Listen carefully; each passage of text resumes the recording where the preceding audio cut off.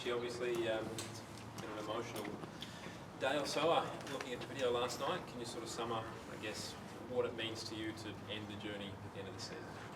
Yeah, it's a pretty kind of crazy few days, to be honest. Obviously, I've known for a little while that this year would be my last, but it was then a matter of when that would be announced, and decided late last week that would happen yesterday. And yeah, it's been a few emotions going through the head over the weekend, but yeah, definitely glad it's kind of all been taken care of now and can just focus and enjoy the rest of the season.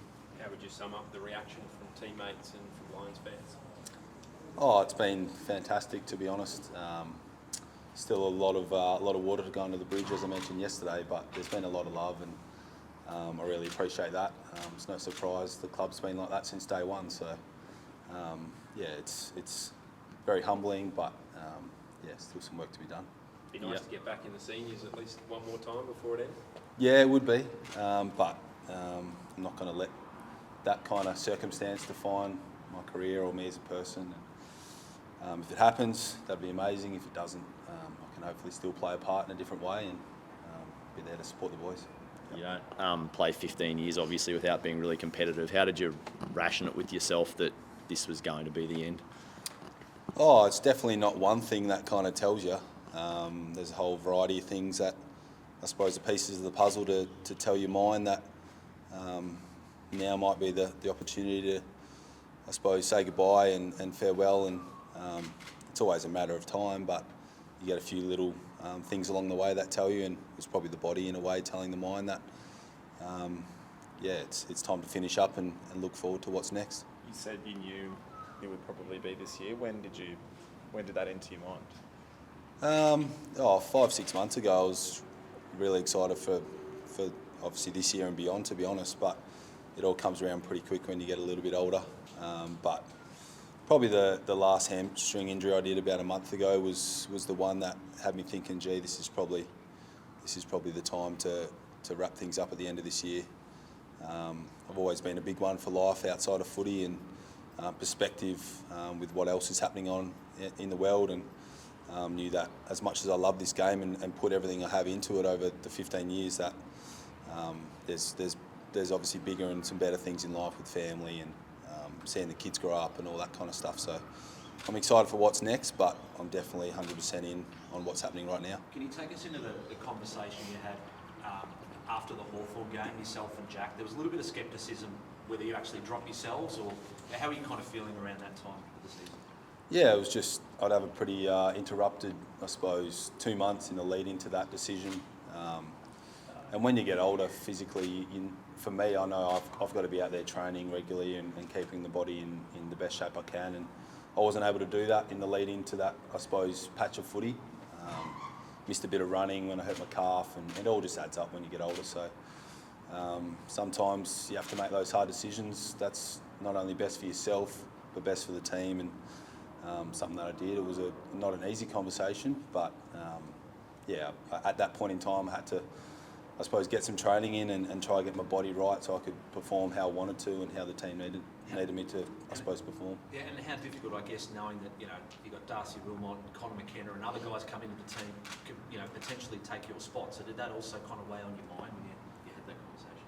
Oh, it's not really, to be honest. I suppose I've seen it in footy clubs. There's always that next generation coming through, and it was always going to be a matter of time, to be honest, that it was time to hand over the baton. Probably not in the way I would have liked to happen, but that's just the way the cookie crumbles sometimes. And as I said before, I'm not going to let this kind of last 6 months define me as a person and a player. I love this club, and I'll just be there to support those guys and hopefully help them to become better people and players along the way. Have you sat back since then and gone, gee, maybe I could have, if I just shut up and kept my mouth shut and just pushed through and maybe found some form, things could have been different? Like you sort of contemplated if you'd done it the other way? Oh, not at all, to be honest. I think it was definitely the right decision, and at the end of that 4-week training block, I felt great and felt kind of reinvigorised and felt like how I should be and how I was feeling at the start of the season after, I suppose, a good off season and that type of thing. Yeah, it's easy to kind of say what if I'd done this or that, but that's life. We all have those, I suppose, moments and decisions, and I'm pretty content with where things are at. You've seen like a lot in your career here. The club was at a pretty low point in 2015, 16. Sure, you had interest to go home to Perth. Did you ever contemplate leaving? There's always been things along the way. That's just how footy clubs work and the AFL industry works. But it's one of those things where I'm so proud that I've stayed here, and the club puts so much into you as a young human, as a young footballer when you arrive. And I've always been one that I'd want to repay the faith in whichever way I can. And yes, there's been tough times, there's been highs and lows, but it's one thing that I'll be able to sit back and say I'm really proud that I've called myself aligned for my whole career, and hopefully be able to be a small part of the club moving forward. And the transition from midfielder to defender, was it Fags who kind of initiated that? Yeah, it was. I played a few games. I can't remember what year it was, but it was his early days. Might have even been his first year. Played a few in the midfield, and I think he'd seen it work at Hawthorn with guys like Hodge and Mitchell, who'd played a bit of midfield half-back as they got a little bit older. And to be honest, that kind of prolonged my career in a way. So I've loved the time down back, and definitely a role that I suppose, as I said, lengthened my career. Prior to the hamstring setback as well, how do you sort of assess your VFL form? Like, do you feel sharp enough where if the finals call-up did come, you'd be able to make a real impact? Yeah, I was feeling good. It's obviously a good competition, so it's a good stepping stone into that next level. But yeah, it was one of those things where I was ticking along okay, and then hamstring happened again. But we'll see how we go. I've done everything I need to out there, and potentially get some minutes this weekend and go from there. But as I said, it's my 100% focus, but if things don't kind of work out in I suppose playing AFL footy again, then that's the way it happens. Richie, of all the Lions teams you've been involved in since the start, I'm interested to know this team this year, is it the best place to go deep and have some damage in September? Yeah, I definitely think so.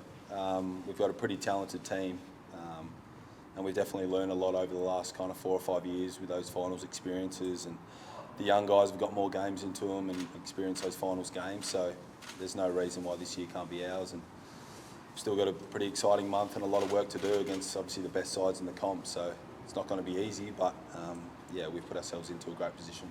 Have you seen the development of some of the young guys down back, Darcy Wilmot and Jack Payne, how they've come on this year?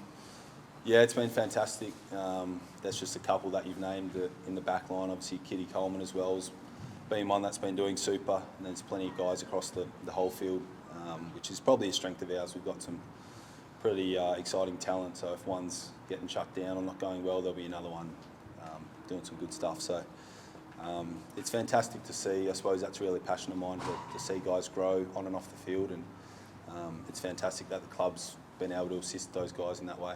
Yeah. Do you still kind of help with ball movement? Because, I mean, you kind of set the whole ground up, the game plan kind of rests on your left boot sometimes out of defence. Do you still get involved with how they, direct traffic and that sort of thing? Oh, I'm not too sure about that. It's definitely a team approach to that side of things, but obviously guys within our team have, I suppose, that ability to create that, and as you mentioned, guys like Kadeen and Connor McKenna are real architects down there, and they've been doing fantastic. So, I'm there to support at the moment. That's it. Richie, Lockies seems to find another gear at this time of year. Have you seen any indications that the switch is ready to be flipped again? Yeah, he's a pretty good player, isn't he, Lock? He's sitting there in the background. Talk him up. Wouldn't have won a Brownlow or been up there if he wasn't. So he's been a fantastic leader and good friend of mine over the journey, and he really thrives in those big games and those big finals games and moments. So I'm excited to see what those big calves can do come September. Do you reckon there's a chip on the shoulder after missing out on the All-Australian this year as well, do you think? Don't know, he'll be up in a few minutes, so you can ask him that question. But knowing Locke and where he's at his career and where he's at as a person and whatnot, he'd love more than he'd probably give back his Brownlow to hold up the cup. He's been a fantastic leader in his own way this year and beyond. So I'm pretty excited for him and would love to see him up there on the dais in a few months. You said you still wanted to remain a part of the club as well after retiring. Do you still have any ideas on how that's going to look for you? Not exactly at this point, but we'll hopefully potentially work something out in due course. As I said, I love this footy club, and I suppose in a way had a 15-year apprenticeship to hopefully something that can continue. But as I said, the focus is the next month, and to be able to be there in any way I can to support or get out there with the boys. So just looking further ahead, would those aspirations involve any like future coaching roles with the club, or you want to stay really connected with the club? Yeah, potentially. It's obviously something that we can hopefully work out in time. As I said, it's easy to do something that you love, so it'd be hopefully a bit of a no-brainer to be able to do that if the opportunity was to come my way. I love the club, as I've said a fair few times, and that just ignites things and makes things a bit easier if you're doing something you love. I'm sure you all like asking questions and talking to some people, yeah, it's something that we can work out. Queensland's home now, forever? Yeah, I think so. It's definitely a great place. I've lived here for, as we all know, 15 years, and have met some pretty amazing people and some great friendships along the way. Can't complain when we have winters like this either. So I think he'll definitely be home. My wife's spent most of her life here in Queensland, and obviously we've got a young family with kids at school and all that type of stuff. So yeah, I think I'll be here for a while. Richie, where's your body now? How far away would you be from being available if there was injuries or whatnot, or a spot opened up? Yeah, I'll hopefully get through this week and be able to put my hand up to play some VFL this weekend. I've really enjoyed spending time with those guys and to be able to give back in a different way there. So they're obviously in the crux of their finals campaign back there. So to be able to hopefully put the boots on and get back out with those guys will be pretty exciting. So fingers crossed we get there. What about the NFL? Have you given that any thought? Gee, that's a good question. Wouldn't be a bad job, would it? I was chatting to Danny the other day about it, and he obviously brought that up as well. He's a big NFL man, and you never know. Might have to have a bit of practice and see how we go. But a little bit harder, I think, than kicking the AFL ball. But never know. See how we go. Golf? That'll just be a social thing. I'm a fair way off being able to be at their level, but it's something that I love doing with the boys, and yeah, just an enjoyment with that one. Yeah. Thanks everyone. Thank you very much. Thank you.